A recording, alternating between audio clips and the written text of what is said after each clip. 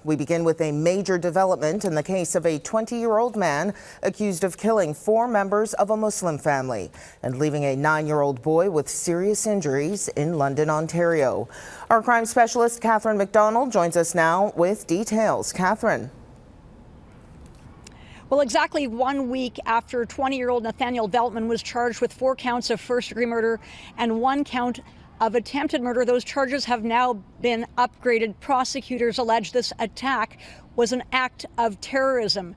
During the brief 10-minute court appearance, Veltman appeared looking quite calm as the federal crown read out new charges that have been laid. Veltman was wearing a mask. He showed no emotion as he was listening to how the accused allegedly, according to the Crown, carried out a planned and deliberate attack targeting 46-year-old Salman Afzal, his 44-year-old wife Medea Salman, his 74-year-old mother Talat Salman, and his 15-year-old daughter Yumna Afzal because they were Muslim. And now the charges reflect the fact that prosecutors say this was terrorism. The charge in relation to the 9-year-old boy of attempted murder was also upgraded to reflect that belief that this was motivated by terror.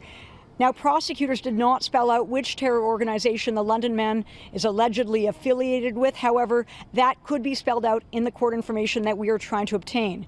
One expert I spoke to this morning says this charge is significant because it has mostly been laid against people of color and is significant in that it shows that the law will be consistently used against the broader public.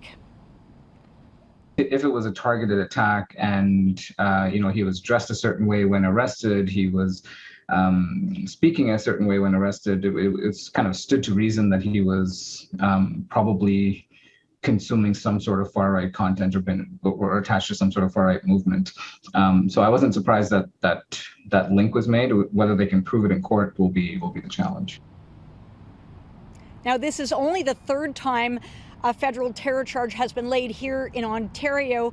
London Police and RCMP Inset, who investigate these alleged terror charges, put out a statement today saying they want the public to know that there is no further known or suspected threat associated with the accused at this time.